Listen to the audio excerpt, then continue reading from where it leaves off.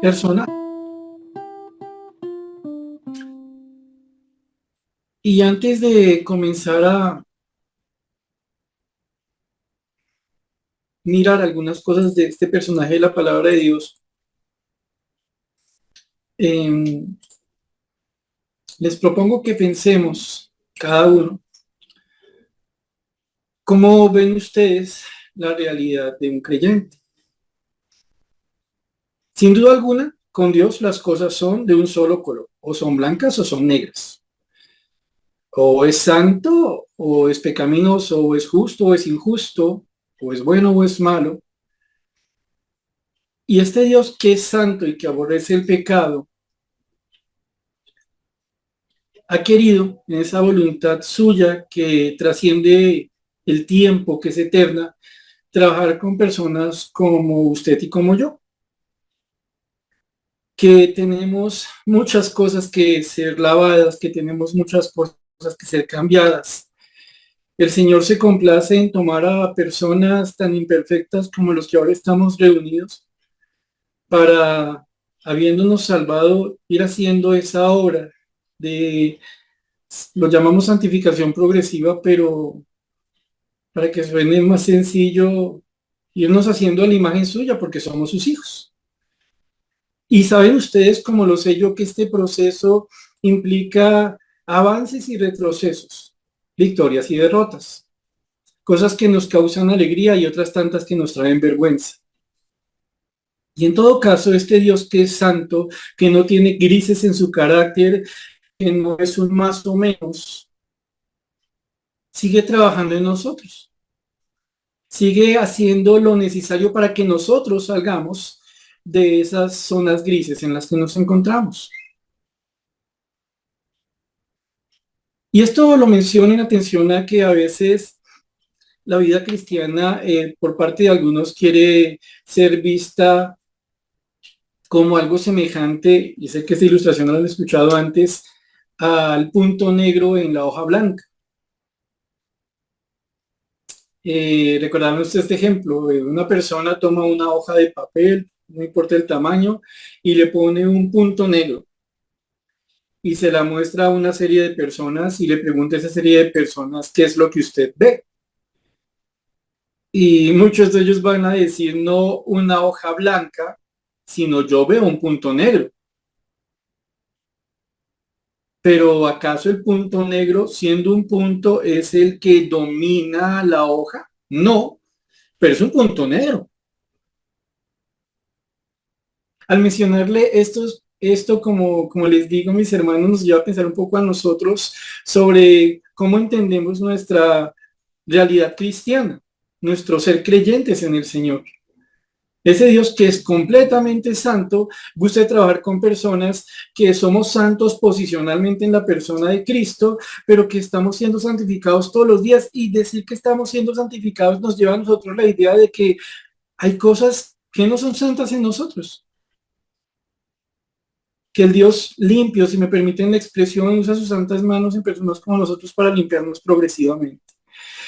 Y con esto, y retomando un poco lo que les decía sobre la hoja blanca con el punto negro, vale la pena pensar cómo ve las cosas Dios. Dios no niega el punto negro en la hoja blanca,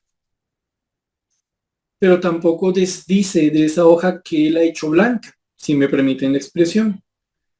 Con lo que vamos a estar estudiando con la ayuda del Señor, quiero invitarles a que nosotros dejemos de escoger entre el punto blanco o el punto negro y la hoja blanca, y entendamos que parte de la realidad de un genuino creyente está siendo una que conjuga realidades contrastantes, chocantes, pero que son parte de lo que Dios toma para trabajar en nosotros. ¿Sí? Somos hojas blancas con puntos negros. Y Dios trabaja con eso, no resignándose a que permanezcamos manchados, pero no renunciando a orar en nosotros que porque estamos manchados. Y es que cuando comenzamos, les pido por favor que se vayan a Primera de Reyes capítulo 17. Cuando comenzamos a ver la historia de un personaje bíblico conocido, querido, Algunos pudieran decir, mire, este personaje bíblico tuvo un punto negro, como lo vamos a ver más adelante. Palabras más, palabras menos, le dice a Dios, Dios mío, máteme. Horrible. Ese puntinegro, ese manchado, pasando por alto todo lo que Dios había hecho en este hombre para hacer una hoja blanca en sus manos que usó tanto. Como lo notan, mantengo la ilustración. En 1 Reyes capítulo 17, versículos 1 en adelante, vamos a estar recordando la historia de Elías. No vamos a ver todos los elementos, solamente algunas cosas, y vamos a pensar a Elías como lo que es un creyente, que naturalmente es un siervo de Dios. Así que les invito a que leamos a continuación los versículos 1 al 7. Repito, estamos en 1 Reyes capítulo 17, versículos 1 al 7. ¿Listo? Dice así la lectura. Entonces Elías Tisbita, que era de los moradores de Galaad, dijo a Acab: vive Jehová, Dios de Israel, en cuya presencia estoy, que no habrá lluvia ni rocío en estos años, sino por mi palabra. Y vino a él palabra de Jehová diciendo: apártate de aquí y vuélvete al oriente, y escóndete en el arroyo de Querit, que está frente al Jordán. Beberás del arroyo, y yo he mandado a los cuervos que te den allí de comer. Y él fue e hizo conforme a la palabra de Jehová, pues se fue y vivió junto al arroyo de Querit, que está frente al Jordán. Y los cuervos le traían pan y carne por la mañana y pan y carne por la tarde, y bebía del arroyo. Pasados algunos días, se secó el arroyo porque no había llovido sobre la tierra. Vamos a dejar por ahora ahí. Este pasaje, que es apenas una parte de una historia más extensa que va a verse a lo largo de los siguientes capítulos, como les decía a ustedes, nos lleva a conocer un poco más o a recordar, según el caso, sobre la historia de un siervo de Dios que, repito, es querido, que es alguien que nos lleva a pensar cómo es un siervo, un creyente. Y entonces, cuando tenemos esta lectura frente a nosotros, comenzamos a ver algunas cositas. Lo primero, ustedes encuentran la palabra entonces en el versículo número 1, entonces. Y ustedes se dan cuenta que esa palabra entonces nos dice que hay una conexión con algo. Como a manera de ejemplo, mi mamá me dijo que fuera a hacer mercado. Entonces yo salí y lo hice. Este entonces nos dice que hay algo atrás que es bueno que nosotros sepamos. Que es necesario entender por qué este entonces es el conector con algo que antecede esta porción de la historia en que aparece el profeta Elías. Y para ello, entonces le pido a ustedes que manden sus ojos un poquito atrás y lean entonces conmigo lo que dice 1 Reyes capítulo 16 versículos 29 al 34. 1 Reyes 16, 29 al 34 nos ayuda a entender con qué se conecta ese entonces. Dice: comenzó a reinar Acab, hijo de Omri, sobre Israel el año 38 de Asa, rey de Judá. Y reinó Acab, hijo de Omri, sobre Israel en Samaria 22 años. Y Acab, hijo de Omri, hizo lo malo ante los ojos de Jehová, más que todos los que reinaron antes de él, porque le fue ligera cosa andar en los pecados de Jeroboam, hijo de Nabat. Y tomó por mujer a Jezabel, hija de Etbaal, rey de los Sidonios, y fue y sirvió a Baal y lo adoró. E hizo altar a Baal en el templo de Baal que edificó en Samaria. Hizo también Acab una imagen de acera, haciendo así Acab más que todos los reyes de Israel que reinaron antes que él, para provocar la ira de Jehová, Dios de Israel. En su tiempo, y él de Betel reedificó a Jericó, a precio de la vida de Abirán, su primogénito, echó el cimiento, y a precio de la vida de Segub, su hijo menor, puso sus puertas, conforme a la palabra que Jehová había hablado por Josué, hijo de Nun. Como les dije, nos volvimos para entender el entonces con el que comienza el capítulo 17, con qué se relaciona. Recuerden, mis hermanos, cuando ustedes encuentren esas palabras que son conectores, si ustedes quieren hacer una lectura que les alimente más, busquen con qué se conecta, porque aparece el entonces, el por tanto y cosas por el estilo. En este caso, ¿qué notaron ustedes ya? Que Elías, igual que todo otro hijo y consecuentemente todo otro siervo de Dios, vive en un contexto, vive en una realidad de carne y hueso.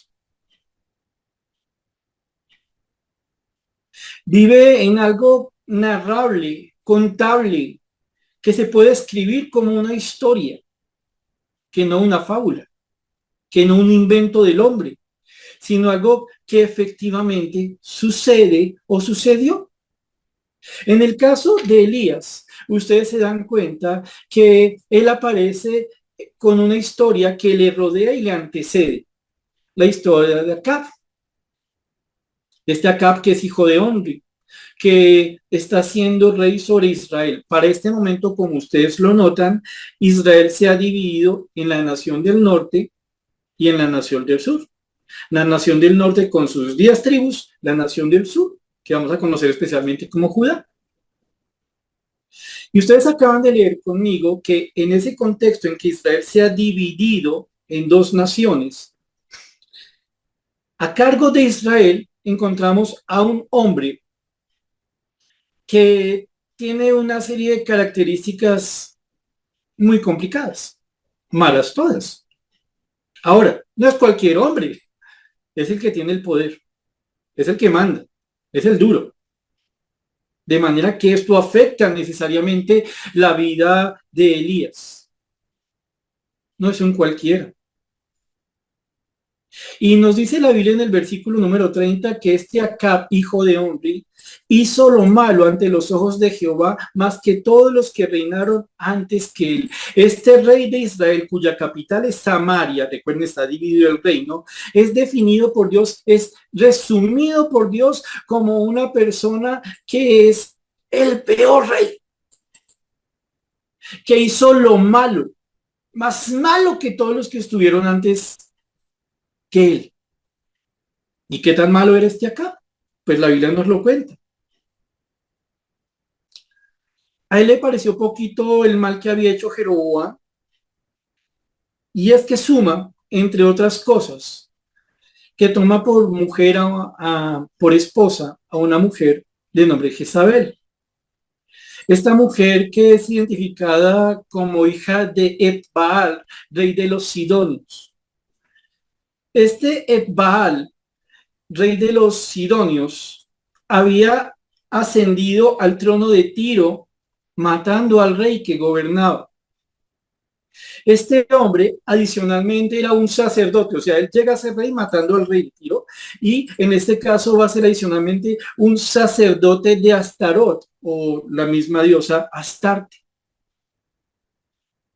De manera tal que es un hombre que mata para tener poder, que rinde culto a ídolos, y este hombre es el papá de Jezabelita, la esposa de Acabcito, un rey de una nación que se supone es de Dios, en la cual encontramos a Elías. Como les dije, hay una historia, hay un contexto, hay una realidad que rodea a este siervo de Dios. Como pasa con usted y conmigo. Como si dijéramos a manera de ejemplo, y estaba la hermana Susanita de los Palotes, quien trabajaba en una oficina donde el jefe le caía, donde el mensajero se robaba la plata, donde tal y tal cosa, o estaba el hermano Prócoro de los Palotes, quien trabajaba como independiente en un área en la que todo el tiempo pedían dinero para asignar contratos. Una realidad de carne y hueso, y no necesariamente la realidad que uno anhela. Es la realidad que nos corresponde vivir, en la que Dios nos permite vivir. Esa era la realidad para Elías. Un hombre, como estamos leyendo, que estaba viviendo, entre otras cosas, con un rey que se casa con Jezabel, una idólatra, y seguimos viendo las características muy por encima de este Acab. Dice que, versículo 31 terminando, y fue y sirvió a Baal y lo adoró. Este Baal, que es un dios de los caldeos, que sería algo así como el dios Sol, que sería algo así como el Dios que se conoce porque provee la luz para las cosechas, pero que también provee castigo con su calor. Era un Dios predominante en la tierra prometida, pero no era el Dios verdadero, no era el Dios de Israel, no era el Dios de Elías, no debía ser el Dios de Acab, porque Acab era un siervo de Dios, toda vez que es rey de Israel, pero a este Acab no le importó eso, y se casa con una mujer, a partir de lo cual él va a entrar en toda una vida idolátrica. Y vuelve y se dice, lo que se agrava por el hecho de que Acab es el rey. Nos cuenta la Biblia que este Acab hizo altar a Baal en el templo que él levantó a Baal en la capital, que en este caso es Samaria. ¿Qué más nos dice la Biblia de él? Que hizo Acab una imagen de Acera, es decir, la diosa que sería la esposa del dios Baal. O sea, este hombre que es un rey, ya no solo no se opone al hecho de que se hicieran imágenes del Dios verdadero, sino que ahora trae idolatría desde su liderazgo, influenciado por su esposa y de la parejita de ídolos de Baal y Acera. Y nosotros vemos que en ese momento lo que Dios dice, lo que le causó en su corazón, la conducta de este hombre y del pueblo que él gobernaba fue ira, pues dice, para provocar la ira de Jehová, Dios de Israel. O sea que cuando vemos en escena la entrada, o cuando vemos que entra en escena Elías, Dios está profundamente molesto, Dios está irado con lo que está pasando con su pueblo, arrancando por el rey. Es el contexto. Ustedes van a ver incluso que después se nos habla ahí de Uniel que viene a constituir o que viene a reedificar Jericó, lo cual había dicho Josué en el capítulo 6, versículo 26, que sería, y se los leo, en aquel tiempo hizo Josué un juramento diciendo, maldito delante de Jehová el hombre que se levantara y reedificar esta ciudad de Jericó. Sobre su primogénito eche los cimientos de ella y sobre su hijo menor asiente sus puertas. Sí, lo que acabamos de leer, Hiel se le mueren los hijos en medio de su empeño por edificar Jericó, pasando por alto que él seguramente conocería la maldición que él mismo José había establecido porque Jericó no debía ser restablecida. Pero ¿qué nos dice esto? Que no solo Acab estaba torcido, sino que gente del común como Hiel también estaban desconectados completamente de Dios. Y repito, este es el contexto en el que le toca vivir a Elías. Esta es la idea en síntesis que nos ayuda a comprender por qué hay un entonces. Lo que le rodea, hermano, las cosas que usted vive en el día a día, esta Colombia que vivimos, que a veces me sorprende reconocer como que está peor. ¿Por qué digo que me sorprende? Porque creí yo que ya había vivido lo peor del país y parece que eso no es cierto. Parece que hay cosas que pueden empeorar. Y entonces nosotros, como hijos de Dios, estamos en este contexto. El contexto de Elías, sigámoslo entonces. Vamos de nuevo al capítulo 17, versículo 1.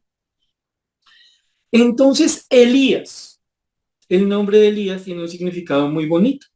Recuerden ustedes que especialmente en el Antiguo Testamento es muy frecuente que los nombres de los personajes demuestren su carácter, demuestren cómo eran ellos, demuestren una realidad esencial de ellos. En este caso, el nombre Elías significa Jehová es mi Dios.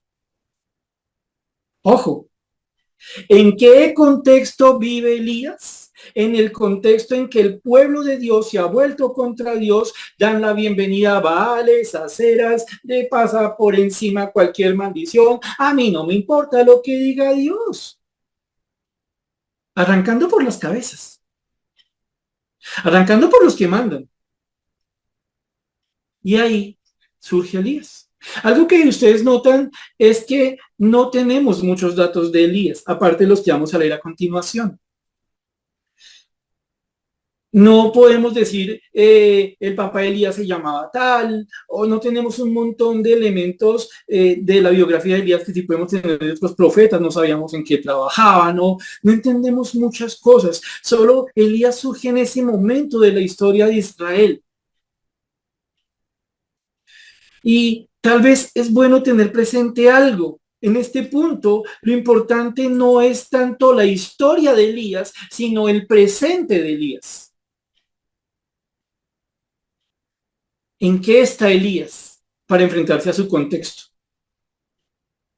¿Qué sabemos de Elías? Pues nos lo dice el texto y como notan ustedes son cosas muy generales. Entonces Elías, ese que tenía un nombre que significaba Jehová es mi Dios, Elías Tisbita, es decir, sabemos que él había nacido en Tisbe, que es una ciudad de Galaad. Galaad a su vez es algo o es una zona ubicada al oriente del río Jordán. Y ahí quedamos. Una vez más, a diferencia de otros personajes bíblicos de los que conocemos muchas cosas de la historia, el Señor nos permite conocer sino esto del pasado de Elías o de los orígenes de Elías. Pero, repito, con Elías vamos a estar viendo la necesidad de un presente, no la tiranía del pasado, ni la ilusión del futuro, o mejor, el idealismo del futuro, hoy no cambio, mañana sí, algo por el estilo. Aquí vemos un Elías que desde su nombre muestra que es diferente a Acab y los que le siguen. Dice entonces que este Elías, estoy en el versículo 1, que era de los moradores de Galaad, dijo a Acab, se va donde el rey, un rey torcido como ninguno. Dice, vive Jehová, Dios de Israel, en cuya presencia estoy. Wow, ¿no tiene algo interesante? ¿A quién le está hablando Elías? A un tipo que se ha vendido a la idolatría.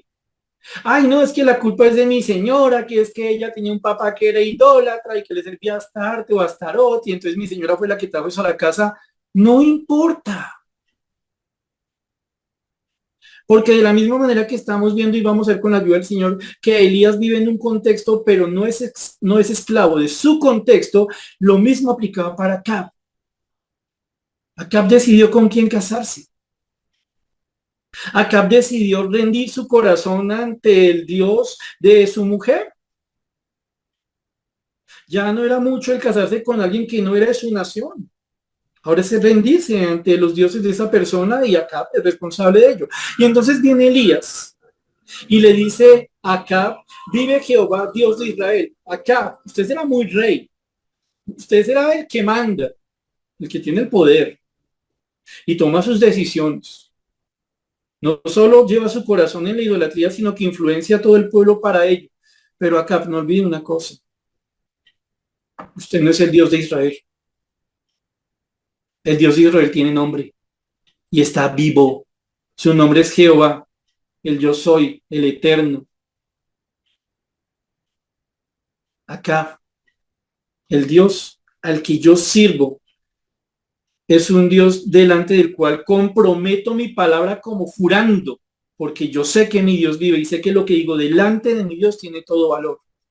Y entonces le dice, aquí vive Jehová Dios de Israel, como le juro delante del Dios verdadero, el Dios de Israel, a usted idólatra, que sirve a dioses falsos, a trocitos de madera, a pedacitos de piedra. A usted le digo una cosa. Yo estoy en presencia de Dios. Lo que le estoy diciendo aquí, se lo digo delante del Dios al que yo pertenezco y al que yo sirvo. Tengo un contexto, pero lo que importa es delante de quien yo estoy cada momento. Yo estoy delante de Dios al hablarle esto. en calidad de profeta. ¿Qué dice ese Elías? Que no habrá lluvia ni rocío en estos años, sino por mi palabra. Oiga, hermanos, yo no sé si ustedes se dan cuenta aquí cuando vemos esta afirmación de varias cositas del carácter de Elías. Por un lado, no vemos que su voz estuviera trémula, como temblando, como asustado o diciendo algo así, en cuya presencia yo estoy y le digo que de pronto ahí no llueve, ahí le cuento. Usted es el rey, usted tiene que preocuparse porque yo entonces le cuento, de pronto ahí no llueve. Mire, el Ideán dijo que no iba a llover, así que saque paraguas. No, nosotros vemos aquí a un profeta que está en una completa dependencia con Dios. Si él tiene un contexto, como les dije hace un momento, él está en un medio, pero él tiene su confianza en Dios al punto de afirmar algo. Yo no sé, mis hermanos, si a otra persona le hubiera podido pasar antes de decir esto en su corazón diciendo, ¿y qué tal que yo le esté diciendo esto ahí acá? Mire, manda a decir el Señor que no va a llover y me toque sacar paraguas en ese momento. O qué tal que yo esté exagerando las cosas. Elías está seguro. Elías sabe lo que tiene que hacer, pero lo está, como lo vamos a ver a continuación, no por quien es Elías, porque Elías seguramente tenía, como también lo vamos a ver, puntos negros en esa hoja blanca que subí. Lo importante de Elías es delante de quien él estaba. Acá, cuando yo lo diga, recuerden, Elías es un profeta, o sea que aquí lo que importa es que él habla en nombre de Dios. Cuando yo lo diga, deja de llover. Uf. Nosotros aquí, mis hermanos, notamos algo más. Y les pido a ustedes que se vayan a Santiago, capítulo 5, versículos 17 al 18. Santiago 5, 17 al 18. Nosotros notamos algo más. La necesidad de comprender las cosas en su lugar. Porque he dicho tanto Elías en esta enseñanza que alguno va y piensa que es el protagonista de la historia. Es un personaje importante, pero el protagonista, el que tiene todo valor en esta historia, es el Dios de Elías. Miren lo que nos dice Santiago 5, 17 al 18, y me encanta cómo el Señor pone las cosas en su lugar, no niega los puntos negros, no deshace las hojas blancas. Santiago 5, 17 al 18 dice, Elías era hombre sujeto a pasiones semejantes a las nuestras, y oró fervientemente para que no lloviese, y no llovió sobre la tierra por 3 años y 6 meses. Y otra vez oró, y el cielo dio lluvia, y la tierra produjo su fruto. Como ustedes lo recuerdan, esta epístola escrita por medio de Santiago, quien se cree era el hermano en la carne del Señor Jesucristo, es una epístola muy práctica. Es una epístola que lleva al creyente a mostrar una fe por medio de las obras, algo real, que se nota que está tan vivo como el Dios en quien ha creído. Y como ustedes lo saben en estos versículos del capítulo final, ustedes van a ver un pasaje del 13 al 18 que va a hablar de la oración. Va a hablar, según lo entendemos en el contexto, de la oración por aquel que ha pecado y que está siendo disciplinado, y cómo cuando se arrepiente pueden venir a apoyarle en oración, pueden incluso venir ancianos, orar por su salud, porque hay un arrepentimiento, y vemos un actuar de la oración sobre esta persona, y en ese contexto es que Dios nos habla de Elías. ¿Y qué nos dice de Elías? Nos dice, Elías era un superhombre que había dejado atrás las pasiones. No se rebajó a ser como nosotros. ¿Cierto que no dice eso? Elías era hombre sujeto a pasiones. Literalmente tenía una naturaleza humana semejante a la de todos los creyentes que estamos participando de esta enseñanza. Y cuando hablamos de esta naturaleza en la que todos somos semejantes, estamos hablando de ser creyentes y estamos hablando de las luchas en medio de ser creyentes. Estamos hablando no de uno, sino tal vez muchos puntos negros sobre una hoja blanca. Estamos hablando de aquello que Dios toma para trabajar, sobre lo que Dios hace su voluntad, sobre lo que Dios obra para avanzar en la santificación. Es interesante que quien dice esto es el Dios Santo. Es interesante pensar que el Dios Santo le está diciendo a estos hermanos de la dispersión, hay un hombre que sabía usar la oración a pesar de las luchas que tenía en su corazón. No se pretendan perfectos para orar. No caigan en el error de dejar de orar, de dejar de hacer lo que tienen que hacer. Elías, a pesar de la semejanza de las luchas, entendió el valor. Dijo, oró fervientemente y es oró con oración, como oró insistentemente. Y eso lo vamos a ver con la ayuda del Señor en otros momentos de esta línea de enseñanza sobre Elías. Le pide al Señor que no llueva, para que no lloviese, y no llovió sobre la tierra 3 años y 6 meses. Y vuelve y ora, y el cielo dio lluvia y la tierra produjo su fruto. Ahora, noten algo. Les decía a ustedes, en este caso, notamos una realidad muy bonita. Así como un siervo, como un hijo de Dios tiene un contexto, un siervo, un hijo de Dios, tiene una realidad interior. Tiene algo que es real dentro suyo. Incluso si los otros no lo entienden, si los otros no lo ven, si los otros no lo conocen, no importa. Ahí está. Vamos a ver con la ayuda del Señor más adelante manifestaciones de las luchas de Elías, y sé que ustedes las conocen, pero desde ya, aunque me estoy anticipando, y solo el Señor sabe si llegaremos a hacer esa enseñanza, Dios no está diciendo tengo una hoja que no tiene puntos negros o yo solo veo puntos negros en este pedazo de hoja que quiero desechar. No está diciendo eso.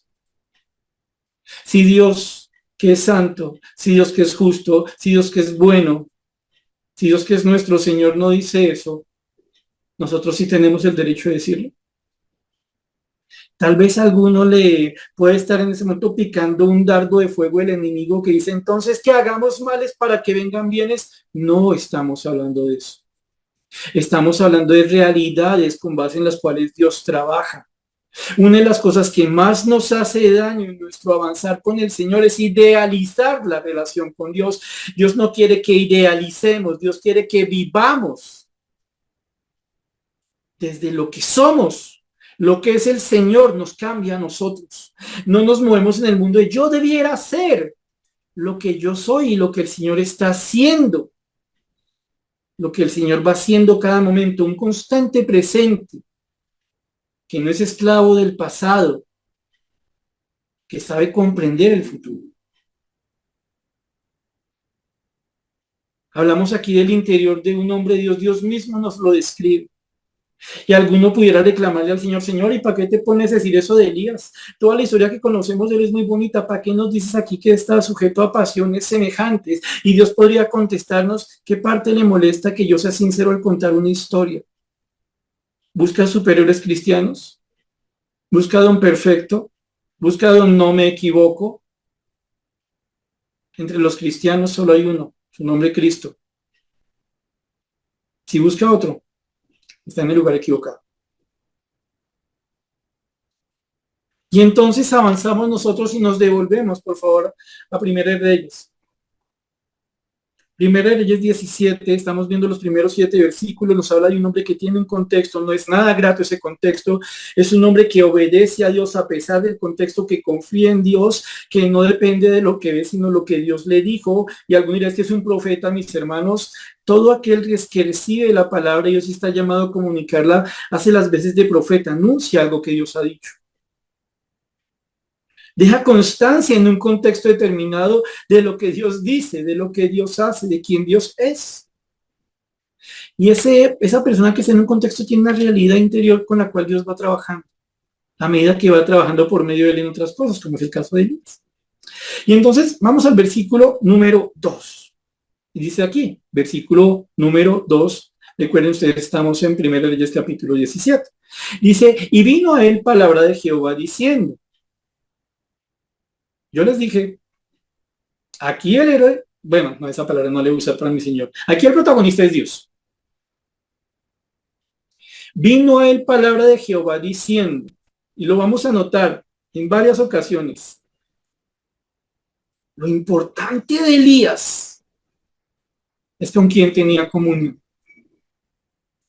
a quien oía, en nombre de quien él hablaba, de dónde venía la palabra que le ayudaba incluso a pararse frente a un rey y decirle, hasta que yo no le diga, no vuelve a llover.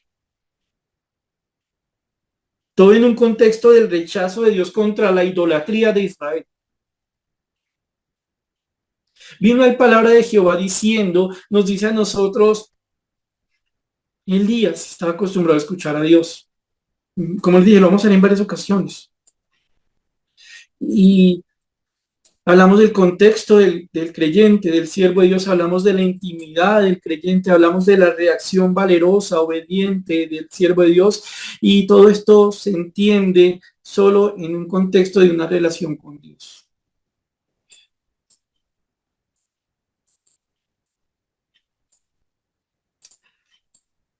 ¿Qué tanto, mis hermanos, nos queda de ser cristianos sin una relación con Dios? Llámale cabeza.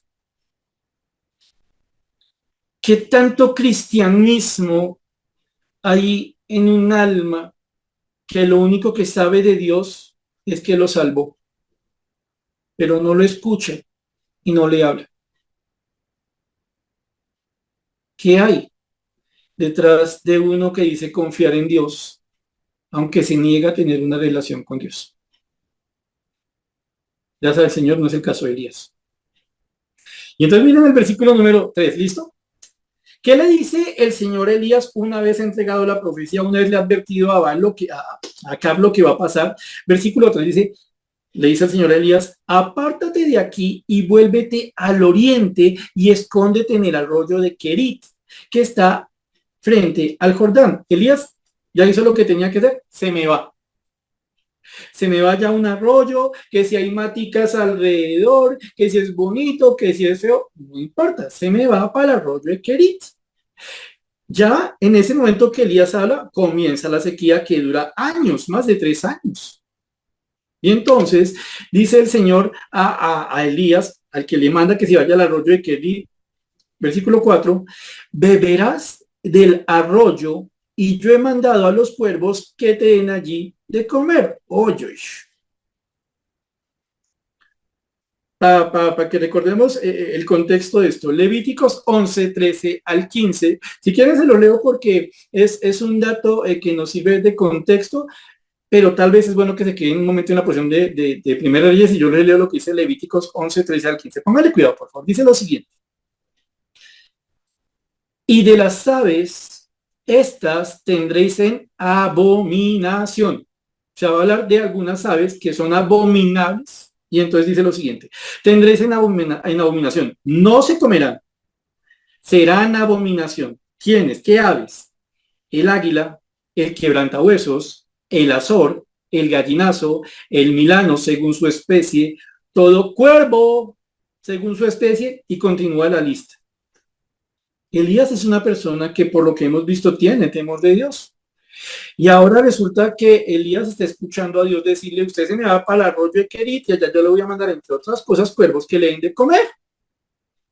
Cuervo, cuervo, cuervo, buscando diccionario de mis prácticas religiosas, cuervo, cuervo, cuervo. ¡Ah, problema! Esta cosa es inmunda, ¿vale? Pero no solo en mi diccionario de significados religiosos, es que yo los he visto. Esas manchas negras comen cadáver. Son carroñeras. Yo el otro día lo vi cuando estaban zapando un perrito muerto. ¡No, qué asco! Ojo, podríamos pensar eso nosotros. Pero noten varias cosas. Por un lado, el Señor no le está diciendo a Elías cómo hacía los cuervos. El Señor le está diciendo literalmente, yo he mandado a los cuervos que te den allí de comer. Ay, Señor, por ese pico así todo sucio, esos cuervos no usan alcohol para limpiarse, no, esas infecciones terribles. Es interesante, porque Elías, que está mostrando celo, amor por Dios y por lo que Dios dice, aquí no cuestione nada a Dios.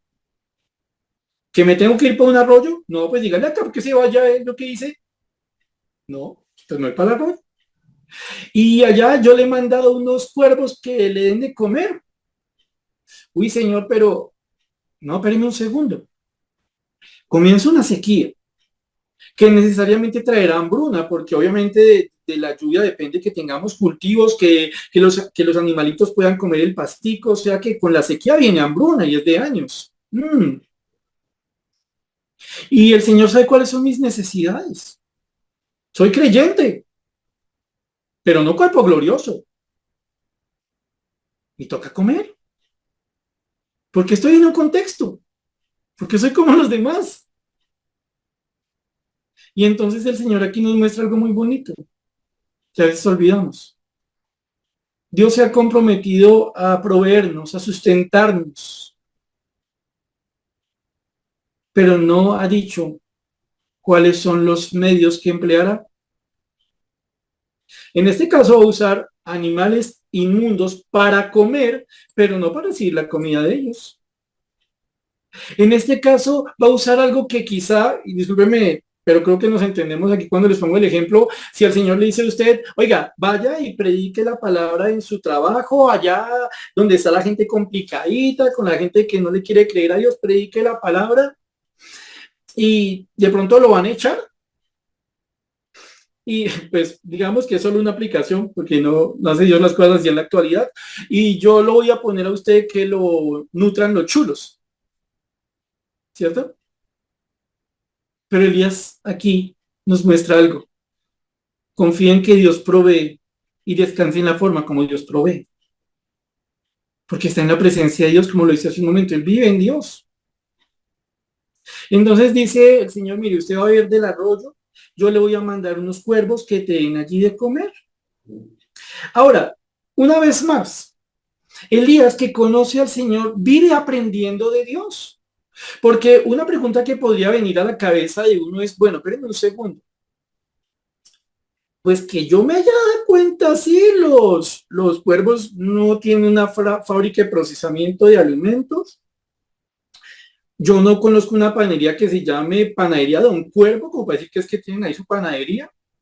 Señor, con todo respeto, no tiene sentido que tú me digas que me vas a sustentar por medio de cuervos, aparte de que me da cierta cosa. Estoy hablando aquí como podría una persona pensar con Dios y enfocarse en el asunto del cuervo. Pero se nos olvida lo que el Señor Jesucristo decía sobre los cuervos. ¿Qué tal si se van conmigo a Lucas 12, 22 al 24? Lucas 12, 22 al 24. ¿Qué tal si se enfoca uno mucho en los cuervos y no se da cuenta, discúlpeme que lo diga así, quién está detrás de los cuervos? Se enfoca uno mucho en las formas, Dios, tú debes proveer de tal manera, no, si yo necesito plata me tienes que dar un trabajo, si necesito más plata me tienes que dar un ascenso, si necesito salud me tienes que cuadrar la cita médica, si necesito que me quiten eso tiene que haber una cita en el quirófano y resulta que Dios tiene compromisos con nosotros según su palabra, pero Él puede hacer las cosas como quiere. Pero siempre Él está detrás de aquellas cosas mediante las cuales nos sustenta. Por ejemplo, como dice Lucas 12, 22 al 24, ¿qué dice allí? Dice, dijo luego a sus discípulos, por tanto os digo, no os afanéis por vuestra vida, que comeréis, ni por el cuerpo que vestiréis. La vida es más que la comida y el cuerpo que el vestido. Considerad los cuervos que ni siembran ni ciegan, que ni tienen despensa ni granero, y Dios los alimenta. ¿No valéis vosotros muchos más que las aves? Obviamente este pasaje está escrito mucho después del momento en que vivió Elías, lo que estamos estudiando hoy. Pero el principio es el mismo. Es universal, trasciende el tiempo. Detrás de las circunstancias de nuestra provisión está el proveedor. Y aquí Dios está diciendo algo interesante. Dejen de afanarse. ¿No han visto a los cuervos? Mírenlos con calma. No hacen las cosas que ustedes consideran necesarias para vivir y están vivos. De alguna manera, intentando compaginar ese texto de Lucas con lo que vemos en Primera Reyes. Y Elías ni se le ocurre preguntarse de dónde va a sacar el cuervo la comida, el pedacito de pan o la carne. No se preocupe por eso, que ellos mismos yo lo sustento. Una vez más vemos en el texto algo bonito. Elías no le está reclamando a Dios. Elías no está cuestionando a Dios. No necesariamente esto implica que Elías no hubiera podido pensar una u otra cosa. Lo bonito de esto es que Elías mantiene su posición en el Señor, que tengo unas circunstancias que me rodean que son bien complejas, pero hay una realidad en mi interior que no se rinde ante las circunstancias, que tengo luchas como las tienen todas, como quien está sujeto a pasiones, como lo dice Elías. ¿Sí o qué, hermanos? Pero ante todo Elías es alguien que anda delante de la presencia de Dios y sabe que este Dios no es un ídolo más, es el Dios verdadero, es el Dios vivo. Él sabe que este Dios es al que él tiene que servir, al que tiene que obedecer, tiene que humillar su razón ante la razón de Dios.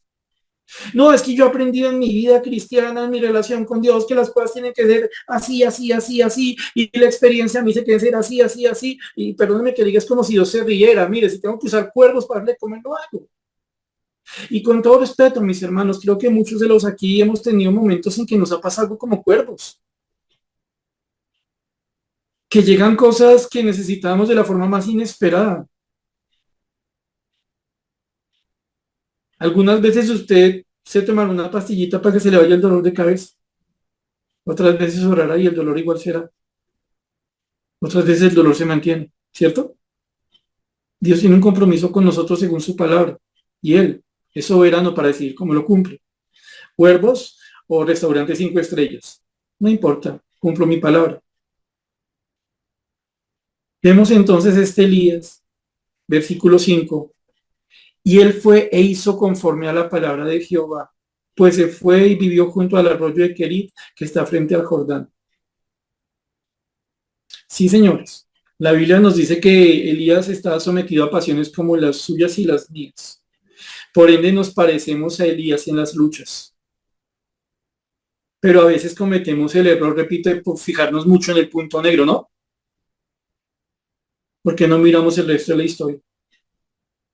Porque no dejamos de autoalcahuetearnos cuando nosotros decimos, todos pecamos, todos somos así. Y si todos somos así, pues ¿para qué intentar cambiar? Miren algo lindo.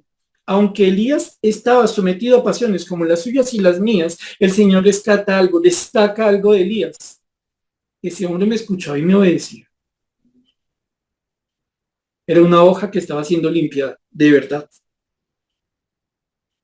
¿Qué hizo Elías cuando el Señor le dijo lo que le dijo, vaya a seguir al lado de un arroyo? No, porque yo que se vaya acá, lo voy a sustentar a punta de cuervos. No, Señor, eso sabe muy feo. Es lo que me traigan, quiero decir. Él fue e hizo conforme a la palabra de Jehová.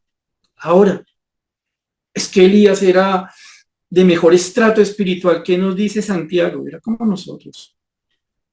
Lo mismo que tenía Elías para obedecer lo tenemos nosotros y a la verdad creo que le ganamos.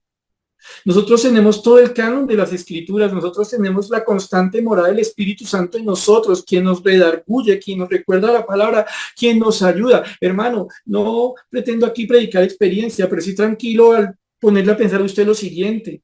Las veces en que el Espíritu Santo, recordándole la palabra, palabras más, palabras menos, le ha dicho, no haga eso, no piense eso, no diga eso, no ponga más puntos negros, que lo estoy limpiando. Pero es que todos somos, no coma cuento, no se rinda a su contexto, ciñase que está en la presencia de Dios. Haga lo que le digo como lo hizo Elías. Es que no tiene sentido. ¿Según qué no tiene sentido? La mente caída del hombre, la mente limitada por el pecado, la mente finita. Tiene sentido según la mente infinita, la mente santa, la mente justa de Dios. Ese es el sentido que nos importa a usted y a mí, mis hermanos. Nosotros no nos refugiamos en ídolos, trocitos de madera, pedacitos de piedra, incapaces de escuchar, de hablar, de hacer cualquier cosa. Nosotros creemos en el Dios verdadero. Y lo más sensato que podemos hacer, a pesar de las manchas en nuestras vidas, es hacerle caso a Dios. Cuando Dios estaba orando en la vida de Elías, estaba haciendo lo necesario para cumplir sus profecías, para cumplir su exhortación, para cumplir su disciplina en medio de su Israel, pero al mismo tiempo estaba orando en la vida de Elías. Elías no es don perfecto, Elías es un buen creyente y es bueno por la obra de Dios. Él aprendió a rendirse ante Dios. Él no se resignó a sus puntos negros. Él confió en, hago lo que me toca, yo le hago caso a Dios. Dice, pues se fue, segunda parte del 5, si está en la Reina Valera, después del punto y coma, pues se fue y vivió junto al arroyo de Querit, que está frente al Jordán. Ahí se fue a vivir. Y los cuervos, versículo 6, le traían pan y carne por la mañana y pan y carne por la tarde y bebía del arroyo, lo que necesitaba. Pablo, supongo yo diría frente a esto, tengo contentamiento, tengo lo necesario. No sé, mis hermanos, cómo sería para ustedes pensar un momento, se levanta usted, hizo estiramientos, hizo el devocional, está ahí en el arroyo, de pronto está haciendo frío y usted ve que viene un bichito negro con un pedacito de pan. Y usted dice, llegó el desayuno. ¿Qué pensamos nosotros en la actualidad? Porque nos rendimos a las circunstancias, porque nos rendimos al contexto. No, pues para comer toca tener plata, toca ir al mercado y cierto que nuestra lógica está limitada muchas veces a lo que vemos, a lo que nos dicen, dictan las circunstancias. Elías entendió algo y Dios nos lo recuerda por medio de él. Dios cumple. Hermanos, estamos cerca de terminar. Mientras les digo a ustedes que Dios cumple, como que, como que se me incomoda el alma, como que algo se me mueve adentro, porque muchas veces yo no he creído eso. Dentro de mi razón, que frente a la razón de Dios es locura. Muchas veces me he acostumbrado, o muchas veces he querido mejor que las cosas sean como a mí me parece que deben ser. A, lleva B, B, lleva C. Si las cosas van a ser, tienen que ser de esta manera. Señor, tome nota, yo le digo cómo cumplir su palabra en mi vida. La cantidad de frustración que le trae uno a la vida pensar así, manos, ¿no le ha pasado? Orar al Señor por algo según la voluntad de Dios, pero luchar por no ver una respuesta y no ver la respuesta tan solo porque se está esperando la respuesta que uno, no, que uno quiere y no la que Dios prometió. Repito, ¿cómo sería ver un cuervo llegando con la comida? ¿Una casualidad, diría alguno? ¿Estoy dormido, diría otro? ¿Dios está haciendo lo que dijo?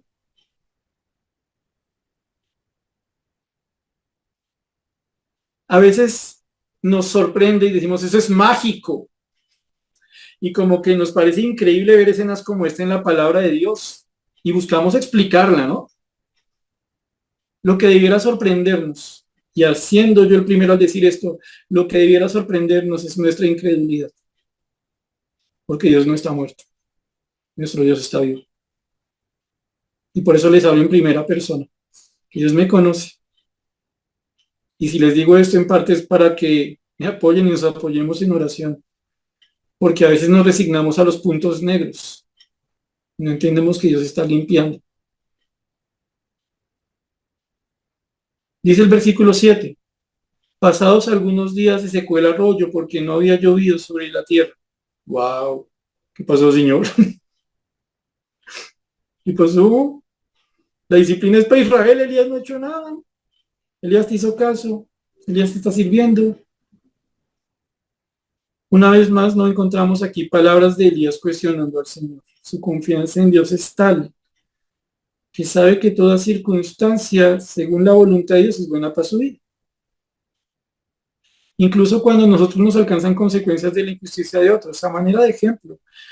No por ser cristianos estamos en un país en el que no roban a los cristianos, ¿cierto? No por ser cristianos estamos en un medio en el que muchas cosas que uno diría son para los que no creen, no nos van a alcanzar a nosotros. Lo interesante, y con eso estamos terminando, como les dije hace un momento, es lo que Dios había hecho en la vida de Elías para que tuviera esa confianza tan bonita. Venga, se acabó lo del arroyo. Ya no hay agüita que tomar, la sequía lo alcanzó todo, incluyendo lo que parecía ser la constante provisión de Dios para Elías, pero tranquilo, y Dios mediante la siguiente enseñanza vamos a estar enfocándonos en lo que viene, por ahora y entonces. Repito, no vemos aquí un cuestionamiento de Dios, de Elías a Dios, sino una confianza de Elías en Dios. Hemos visto un poco, a manera de síntesis, una realidad, una vida, un contexto malo, pero no es eso lo importante es la realidad del creyente, en quién tiene su confianza, a quién quiere servir, delante de quién vive, en presencia de quién está, y tener la seguridad para hacer lo que Dios manda, aunque nos podamos enfrentar a un gigante o a un gran rey, bien malo por demás. Lo importante, mis hermanos, no está en que nuestra razón cuadre, sino en que Dios haga lo que quiere y pedir a Dios que nos ayude a creer como cree un niño. Su papá le dice, mi hijo, yo le traigo por la noche las 11 del chino, ¿no cree? Y su papá, que si con cuervos o sin cuervos. Y pedir a Dios que nos ayude. Cuando nos lleguen cosas a la vida que nos pueden parecer injustas o no propias de nosotros, nunca olvidemos que Dios sabe lo que está haciendo. Lo más sensato no es cuestionar a Dios, aunque vamos a ver Elías diciéndole algo a Dios más adelante. Lo más sensato es descansar, que este Dios que está vivo sabe cómo gobernar una vida. Oramos a terminar. Señor bendito y Padre, te damos gracias por esta noche y por tu bendita palabra. Por darnos el comenzar hoy, Señor, a estudiar un poco sobre la vida de tu siervo Elías. Y por llevarnos a entender, Señor celestial, que tú eres, Señor celestial, quien obró en él, quien obra en nosotros. Te damos gracias, Señor, porque aunque estamos en circunstancias difíciles a menudo, por el pecado de otros, incluso por nuestros propios pecados, tú nos llevas a pensar que lo importante es recordar en presencia de quién estamos, delante de quién estamos viviendo, a quién debemos servir, que es a ti, Señor. Te damos gracias, Padre Celestial, porque no nos tenemos que enfocar, Señor Celestial, en quién es nuestro enemigo, sino en quién está con nosotros y por nosotros. Tú, Señor, a quien nosotros servimos. Te damos gracias, Señor, porque nos llevas a entender que tú cumples tu palabra, tus promesas, como por ejemplo de sustentarnos en la forma que quieres. Y que a nosotros nos toque aceptar, obedecer y agradecer. Te damos gracias porque nos llevas a pensar que incluso cuando nos pases cosas que pueden parecer injustas, como ver que el arroyo se seca producto de una disciplina de los que se han vuelto contra ti, no por ello, Señor, tú estás haciendo algo contra nosotros que no sea bueno, que no sea justo. Señor, ayúdanos, Padre Celestial, nuestra relación contigo, para que no nos resignemos a los puntos negros en nuestra vida, sino que nos dejemos lavar. Y también para que no estemos criticando a los otros mientras vemos que tú estás obrando también para santificarlos como lo haces con nosotros. Oramos, Señor, dante gracias en el nombre de Señor Jesús. Amén.